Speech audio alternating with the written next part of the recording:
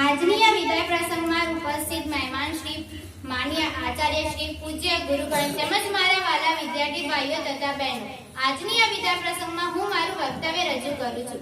આપણી ભારતીય સંસ્કૃતિની પરંપરા મુજબ કોઈ પણ ક્ષેત્રમાંથી વિદાય આપવામાં આવે તો તેને શુભેચ્છાઓ પાઠવવામાં આવે છે. આજે આ પરંપરાને વળગી આપતી આપણી શાળામાંથી માધ્યમિક શિક્ષણ પૂરું કરી પ્રગતિ કરવા માટે જઈ રહેલા આપણા આ વડીલ ભાઈ બહેનો ને હું પ્રકાશ પરિવાર તરફથી શુભેચ્છા પાઠવું છું કે તેઓ પોતાના જીવનની કારકિર્દી ખૂબ જ ઉત્તમ રીતે કરે, જીવનના દરેક સોપાનને તેમને કામયાબી મળે, તેમની રાહમાં ફૂલો પથરાય, તેમનું જીવન આનંદમય સુખમય રહે.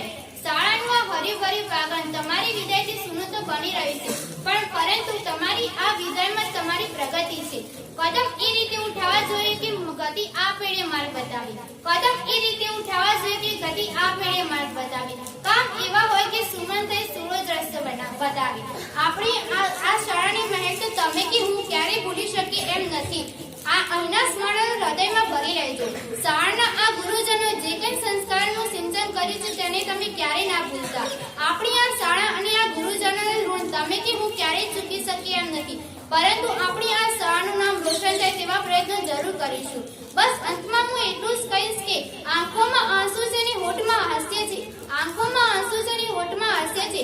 આજની આ વિદાયમાં ચોક્કસ કંઈક તથ્ય છે, આજની આ વિદાયમાં ચોક્કસ કંઈક તથ્ય છે. હૃદયના બંધનો આમ છોડી જશો કેમ ચાલશે, હૃદયના બંધનો આમ છોડી જશો કેમ ચાલશે. તમારી યાદોને મૂકી જશો તોય અમને ફાવશે, તમારી યાદોને મૂકી જશો તોય અમને ફાવશે. હસો જૈન જય ભારત.